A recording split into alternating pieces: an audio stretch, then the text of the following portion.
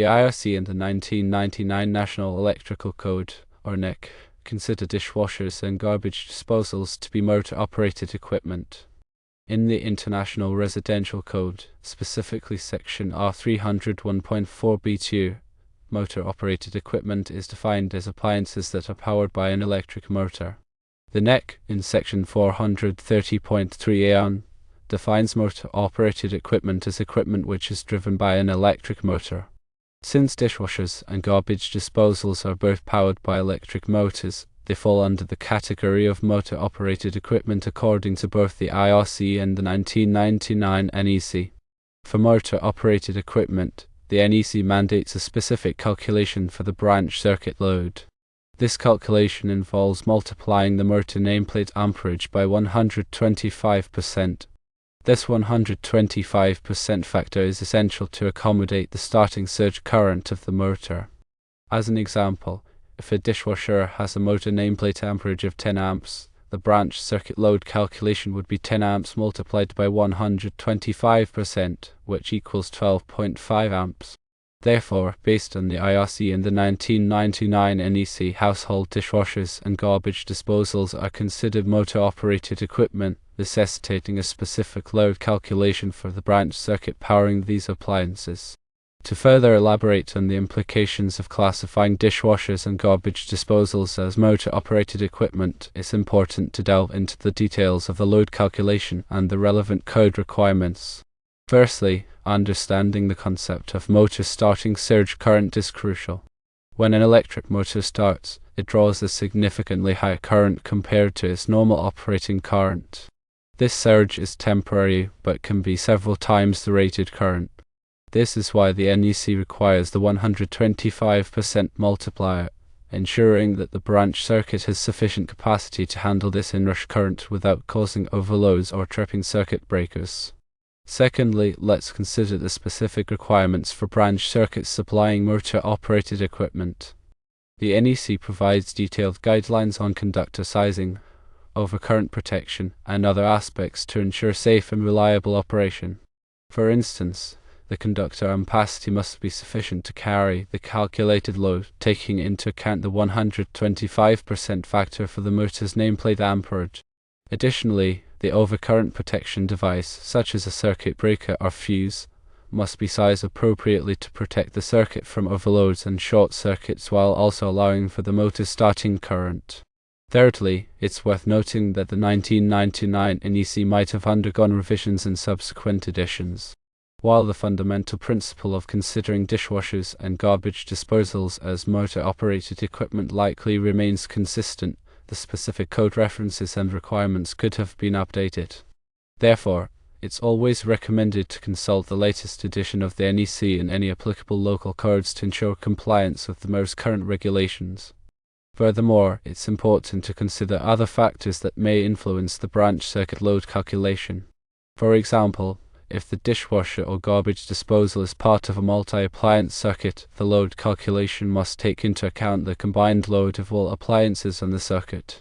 In such cases, the NEC provides specific demand factors that can be applied to reduce the calculated load, recognizing that not all appliances will operate simultaneously at their maximum rated current.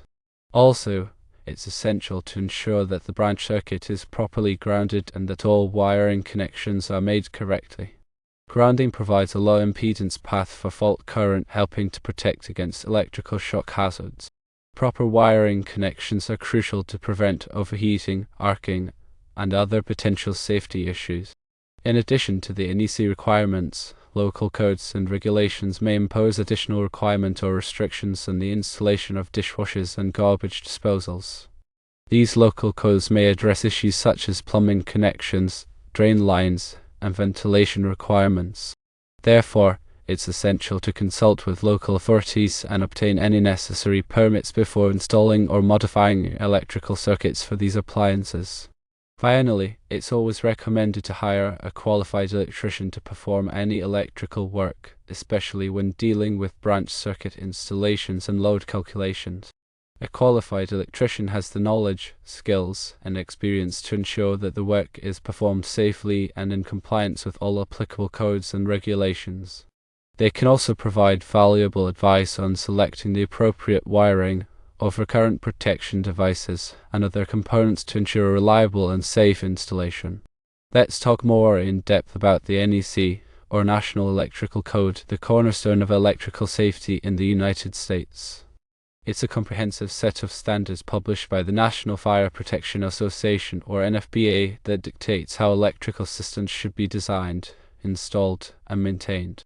It's not federal law, but it's widely adopted by states and municipalities, making it a crucial guide for electricians, inspectors, and anyone involved in electrical work.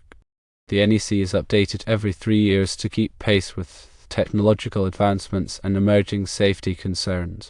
These revisions can include changes to wiring methods, equipment requirements, and safety procedures. Always referring to the latest edition is critical for compliance and safety. Branch circuits are the backbone of any electrical system. They are the circuits that extend from the main panel to individual outlets, lights, and appliances. Understanding how to properly calculate the load on a branch circuit is essential to prevent overloading, overheating, and potential fire hazards. The NEC provides detailed guidelines for calculating branch circuit loads, taking into account factors like the type of load, the voltage, and the amperage. Conductor ampacity is a critical concept in electrical wiring.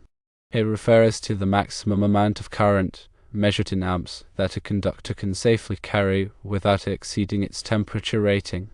The NEC provides tables that specify the ampacity of different types of conductors based on their size, insulation type, and installation conditions. Selecting the right conductor size is essential to prevent overheating and ensure safe operation. Overcurrent protection devices, such as circuit breakers and fuses, are designed to protect electrical circuits from overloads and short circuits. When the current in a circuit exceeds the rated capacity of the overcurrent protection device, it will trip, interrupting the flow of electricity and preventing damage to the wiring and equipment. The NEC specifies the types and sizes of overcurrent protection devices that are required for different types of circuits. Grounding is a critical safety measure that provides a low impedance path for fault current to return to the source. This helps to protect against electrical shock hazards by ensuring that metal parts of electrical equipment are at ground potential. The NEC provides detailed requirements for grounding systems, including the types of grounding electrodes, the size of grounding conductors, and the methods of connecting grounding conductors to equipment. Bonding is the process of connecting all metal parts of an electrical system together to create a common ground potential. This helps to prevent voltage differences between metal parts, which can create shock hazards. The NEC provides detailed requirements for bonding systems, including the types of bonding conductors, the methods of connecting bonding conductors, and the equipment that must be bonded. Short circuits occur when there is an unintended low resistance path between two conductors in an electrical circuit. This can cause a large amount of current to flow through the circuit, which can quickly overheat the wiring and equipment. Overcurrent protection devices are designed to quickly interrupt the flow of electricity in the event of a short circuit, preventing damage and potential fire hazards. Ground faults occur when there is an unintended path between a conductor and ground. This can cause current to flow through the ground path, which can create a shock hazard. Ground fault circuit interrupters, or GFCIs, are designed to detect ground faults and quickly interrupt the flow of electricity, protecting people from electrical shock. Arc faults are dangerous electrical faults that can cause fires. They occur when electricity jumps between two conductors, creating a high-temperature arc. Arc fault circuit interrupters, or RFCIs, are designed to detect arc faults and quickly interrupt the flow of electricity, preventing fires. Electrical panels, also known as load centers or breaker boxes, are the central distribution point for electricity in the building.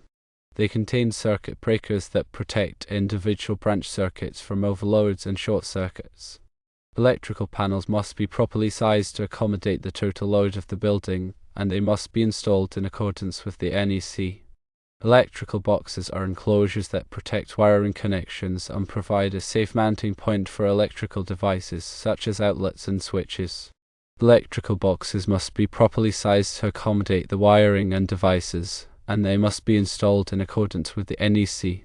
Wiring methods refer to the different types of cables and conduits that are used to run electrical wiring. The NEC specifies the types of wiring methods that are permitted for different applications, taking into account factors like the environment, the voltage, and the amperage. Electrical permits are required for many types of electrical work, especially for new installations and major modifications. Permits ensure that the work is inspected by qualified electrical inspectors who verify that it complies with the NEC and local codes. The electrical inspections are conducted by qualified electrical inspectors to verify that electrical work complies with the NEC and local codes. Inspections help to ensure that electrical systems are safe and reliable. It's essential to understand the electrical code requirements for specific appliances, such as dishwashers and garbage disposals. These appliances often have unique electrical needs, and the NEC provides specific guidelines for their installation and wiring. For example, dishwashers typically require a dedicated 20-amp circuit, while garbage disposals may require a 15 or 20-amp circuit, depending on their size and power rating. The NEC also specifies the types of wiring methods and overcurrent protection devices that are required for these appliances. It's also critical to consider the location of electrical outlets and wiring in relation to water sources. The NEC has specific requirements for the placement of outlets and wiring in wet locations, such as kitchens and bathrooms, to prevent electrical shock hazards. For example, outlets near sinks and bathtubs must be GFCI protected. Also, wiring must be installed in a way that prevents water from entering electrical boxes and equipment. When working with electricity, safety should always be the top priority. Always turn off the power to the circuit before working on any electrical wiring or equipment. Use insulated tools and wear appropriate personal protective equipment such as safety glasses and gloves. If you are not comfortable working with electricity, hire a qualified electrician to do the work. Electrical work can be dangerous, and it's important to take all necessary precautions to protect yourself and others. In addition to the specific requirements for dishwashers and garbage disposals, it's essential to understand the general electrical code requirements for residential wiring. This includes requirements for conductor sizing, overcurrent protection, grounding, and bonding. It also includes requirements for the installation of outlets, switches, and lighting fixtures. The NEC provides detailed guidelines for all aspects of residential wiring, and it's important to follow these guidelines to ensure a safe and reliable electrical system. Understanding electrical blueprints and diagrams is an important skill for anyone involved in electrical work. Blueprints and diagrams provide a visual representation of the electrical system, showing the location of wiring, equipment, and devices. They also provide information about the voltage, amperage, and other electrical characteristics of the system. Being able to read and interpret electrical blueprints and diagrams is essential for proper installation and maintenance. The electrical testing and troubleshooting are essential skills for identifying and resolving electrical problems. Common electrical tests include voltage testing, continuity testing, and insulation resistance testing. Troubleshooting involves using these tests to identify the cause of an electrical problem and then taking steps to fix it. It's important to have the right tools and equipment for electrical testing and troubleshooting, and it's important to follow safe procedures.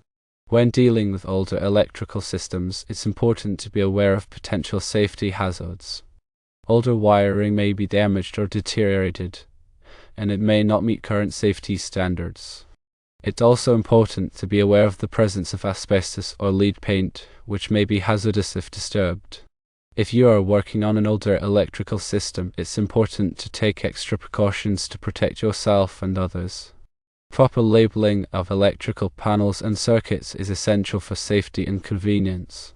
Each circuit breaker should be clearly labeled with the name of the circuit it controls. This makes it easier to identify and shut off the power to a specific circuit when needed. Labels should be durable and easy to read. It's also a good idea to keep an updated circuit directory near the electrical panel. Regular maintenance of electrical systems is essential for preventing problems and ensuring safety. This includes inspecting wiring for damage, testing GFCI outlets, and tightening loose connections. It's also a good idea to have a qualified electrician inspect your electrical system periodically to identify potential problems and recommend repairs. Lightning protection systems are designed to protect buildings and equipment from damage caused by lightning strikes. These systems typically consist of lightning rods, conductors, and grounding electrodes. Lightning protection systems should be installed by qualified professionals and inspected regularly to ensure that they are in good working order. Surge protection devices, or SPDs, are designed to protect electrical equipment from damage caused by voltage surges. Voltage surges can be caused by lightning strikes, power outages, or other electrical disturbances. SPD can be installed at the electrical panel or at individual outlets to protect sensitive electronic equipment. It's important to choose SPD that are properly rated for the voltage and current of the electrical system. Energy efficiency is an important consideration when designing and installing electrical systems. Using energy-efficient lighting, appliances, and equipment can save money on energy bills and reduce environmental impact. There are many ways to improve the energy efficiency of electrical systems, such as using LED lighting, installing occupancy sensors, and using programmable thermostats. Smart home technology is becoming increasingly popular, allowing homeowners to control lighting, appliances, and other electrical devices remotely. Smart home systems can improve convenience, security, and energy efficiency. However, it's important to choose smart home devices that are compatible with your electrical system and that are installed in accordance with the NEC. Renewable energy sources, such as solar and wind power, are becoming increasingly common. These sources can provide clean, sustainable energy for homes and businesses. However, it's important to properly integrate renewable energy systems into the electrical grid to ensure safety and reliability. Electric vehicle charging stations are becoming increasingly popular as electric vehicles become more common. These charging stations require dedicated electrical circuits and must be installed in accordance with the NEC. It's important to choose a charging station that is compatible with your electric vehicle and that is properly sized for your electrical system. The NEC is constantly evolving to keep pace with new technologies and safety concerns. It's important to stay up to date on the latest code requirements to ensure that your electrical systems are safe and compliant. You can stay informed by reading the NEC, attending electrical training courses, and consulting with qualified electrical professionals.